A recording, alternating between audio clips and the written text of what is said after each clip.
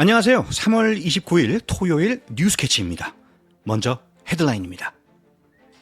미얀마 대지진의 사망자 수가 10,000명으로 점쳐지며 국제 구호는 지연되고 있습니다. 트럼프 관세 공세에 미 증시와 코인이 급락했습니다. 트럼프가 그린란드는 반드시 필요하다며 덴마크에 경고했습니다. 미군이 예멘 후티 공습의 강도를 높이면서 트럼프는 지옥이 내릴 것이라고 경고하고 있습니다. 연방법원이 트럼프 제3국 추방 정책에 제동을 걸었습니다. 팔레스타인 시위 여파로 콜롬비아대 총장이 교체됐습니다. 백신 워프스피드 설계자가 사임하며 보건 정책에 혼란이 일고 있습니다. 연방법원이 BOA 폐쇄 중단 명령을 내리며 언론 자유 수호에 나섰습니다. 트럼프가 스미소니언 박물관에 반미 이념 제거 명령을 내렸습니다. FBI 국장이 총기 단속국 ATF도 겸직하면서 기관 존폐 혼란을 가져오고 있습니다. 지금까지 헤드라인이었습니다. 규모 7.7의 강진이 미얀마 중부를 강타해 1,000명 이상이 사망하고 2,300여 명이 부상이라는 참사를 불러왔습니다. 만달레이와 수도 네피도, 태국 방콕까지 흔들릴 정도로 강력했던 이번 지진은 370만 명 이상이 강한 진동에 노출된 것으로 나타났으며 미국 지질조사국은 사망자 1만 명 이상 발생 확률을 71%, 경제 손실은 최대 1,000억 달러 규모로 분석하며 적색 경보급 재난이라 평가했습니다. 그러나 문제는 구조보다 구호 시스템 붕괴입니다. 트럼프 2기 행정부의 USAID 예산 삭감과 해체로 미국의 대미얀마 지원은 4,700만 달러 이상 줄어들었고 이미 열악한 구호 체계는 인력, 자원 모두 부족한 상태입니다. 군부 통제와 내전까지 겹치며 국제 지원이 제대로 전달될 수 있을지조차 불확실합니다. 현지 주민들은 정부 도움 없이 서로 돕고 있다면서 절박한 현실을 호소하고 있습니다. 어제 미국 증시는 인플레이션 심화와 경제 성장 둔화에 대한 우려로 주요 지수가 큰 폭으로 하락했습니다. S&P 500 지수는 2% 하락하여 최근 2년 중 가장 큰 하루 하락률을 기록했으며 다우존스 산업평균 지수는 1.7% 하락하고 나스닥 종합지수는 2.7% 하락했습니다. 이러한 하락은 도널드 트럼프 대통령이 모든 수입 자동차와 부품에 25%의 관세를 부과하겠다고 발표한 데 따른 것으로 이는 인플레이션 상승과 경제 성장 둔화에 대한 우려를 증폭시켰습니다. 어제 서울 외환시장에서 원 달러 환율은 전일 대비 1.2원 상승한 1,466.5원의 거래를 마쳤습니다. 암호화폐 시장도 역시 하락세를 보였습니다. 비트코인은 전일 대비 5% 하락한 48,000달러 선에서 거래되었으며 이더리움과 리플도 각각 6%와 4% 하락했습니다. 이러한 금융시장의 변동성은 무역 정책의 불확실성과 인플레이션 우려에 기인한 것으로 분석됩니다. 트럼프 대통령이 다시 한번 그린란드 영유 의지를 강하게 밝혔습니다.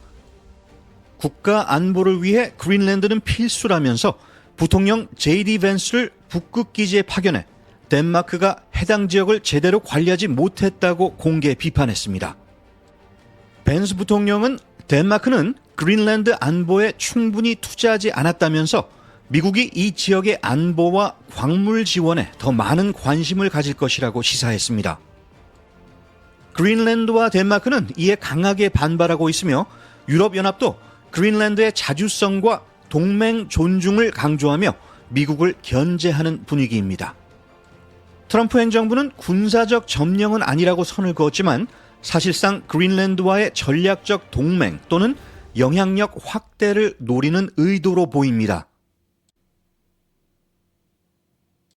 트럼프 대통령의 지시에 따라서 미군이 예멘 후티 반군에 대한 대규모 공습을 연일 감행 중입니다. 수도 사나를 포함해 수십 차례 폭격이 이루어졌으며 민간인 사망자도 발생해 현지 매체는 공습 강도가 이전보다 훨씬 강력하다고 전했습니다. 후티는 미 항공에 드론과 미사일로 반격했지만 대부분 격추되거나 실패했고 미군은 후티 지도자 다수를 제거했다고 발표했습니다. 미국은 후티에 대한 상시 작전이 계속된다는 입장을 밝혀 긴장감은 더욱 고조되고 있습니다. 보스턴 연방법원이 트럼프 행정부의 제3국 강제 추방 정책에 제동을 걸었습니다. 판사는 시민권이 없는 국가로의 추방 전에 이민자가 고문 위험 국가인지 여부를 판사 앞에서 호소할 기회를 반드시 줘야 한다고 명령했습니다. 이는 최근 추진 중인 미 역사상 최대 규모의 강제 추방 작전에 또 한 번의 법적 장벽이 생긴 것이며 이 결정은 생명을 구하는 판결이 될 수 있다는 이민 인권 단체들의 반응도 이어졌습니다. 콜롬비아 대학교가 팔레스타인 시위 관련 논란과 트럼프 행정부의 제재로 다시 한번 전국적으로 주목을 받고 있습니다. 정부는 시위에 참여한 유학생들의 비자 취소와 추방 조치를 진행 중이며 대학에 대해 연방 지원금 4억 달러도 삭감했습니다. 비판 여론 속에서 임시 총장 카트리나 암스트롱이 자리에서 물러나고 이사회 공동의장 클레어 쉽맨이 새 총장 대행으로 임명됐습니다. 학교 측은 학내 시위 금지, 보안 강화 등 정책을 개편 중이나 일부 교수진은 학문 자유가 침해되고 있다면서 우려를 표하고 있습니다.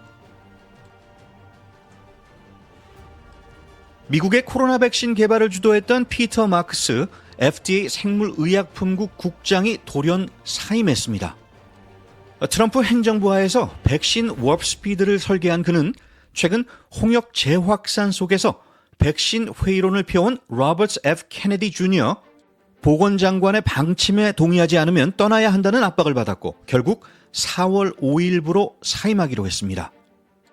마크스는 공공보건의 과학적 신뢰가 무너질 때 어떤 일이 일어나는지 텍사스의 홍역 사태가 보여준다면서 우려를 표했으며 케네디 장관이 과학보다 허위 정보와 개인적 신념을 앞세우고 있다고 강하게 비판했습니다. 그의 퇴진은 미 보건정책의 과학 기반에서 개인 자유 중심으로의 전환을 예고하는 상징적 사건으로 해석됩니다. 트럼프 행정부의 국방장관 피트 헥세스가 예멘 공격 작전 타임라인과 이스라엘의 정보까지 민간 앱 시그널에 공유한 사실이 드러나 파장이 커지고 있습니다. 해당 정보는 원래 극비 코드명이 부여된 특수 보안망에서만 공유되어야 할 수준의 고급 군사 정보였다고 전직 국방부 관계자들은 밝혔습니다. 더욱 충격적인 건 이 채팅방에 실수로 언론인이 초대되며 정보가 외부로 노출되었다는 점입니다. 미국 정보기관들은 러시아와 중국 등 적대국이 이런 빈틈을 노리고 있다면서 국가 안보 위협을 경고하고 있습니다. 하지만 정부 인사들조차 보안 앱보다 편의성과 속도 때문에 시그널을 선택했다는 실토도 나와서 시스템보다 사람의 선택이 문제였다는 지적도 나옵니다. 트럼프 행정부가 정부사나 국제 뉴스 매체인 미국의 소리 VOA를 폐쇄하려던 계획이 연방법원의 제지로 일시 중단됐습니다. 법원은 표현의 자유 침해라면서 1,200여 명의 기자와 직원 해고를 막고 VOA의 운영을 복원할 것을 명령했습니다.